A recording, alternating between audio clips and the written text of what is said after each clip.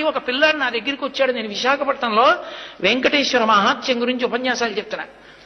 నేను వేదిక దిగి ఇంటికి వెళ్ళిపోతుంటే నా కభాలన కాళ్ళ మీద పడి ఒకే ఒక్క క్షణం మీతో మాట్లాడచ్చా అన్నాడు. నాకు అతని ముఖం చూసి అతను ఏదో చాలా ఉత్కంఠతో ఉన్నాడని, ఏం కావాలన్నాను. మీరు చెప్పినంత నమ్మకంతో నిలబడితే వెంకటేశ్వరుడు పిలుస్తాడా దర్శనానికి అన్నాడు. నేను హామీ, ఖచ్చితంగా పిలుస్తాడన్నాడు. నేను మీరు చెప్పినట్టు బతికి చూస్తానన్నాడు. అతను ఒక 6-7 నెలలు పరమ ధార్మికంగా చక్కటి జీవనం చేశాడు. అతనికి తెలిసి ఉండి వెంకటాచలం కొండ మీదకి వచ్చాడు. అతను వచ్చినట్లు నాకు తెలియదు. అతను కొండ మీదకి వచ్చి నాకు ఫోన్ చేశాడు. ఏమని ఫోన్ చేశాడంటే, నేను కొండ మీదకి వచ్చాను, మహాలఘు దర్శనం జరుగుతోంది, నిన్ను నమ్మి ధర్మాన్ని పట్టుకున్నాను, గురువుగారు చెప్పారు ధర్మం పట్టుకుంటే నువ్వు దగ్గరికి తీసుకుంటా ఉన్నారు, నన్ను కూడా తోసేస్తారా, నన్ను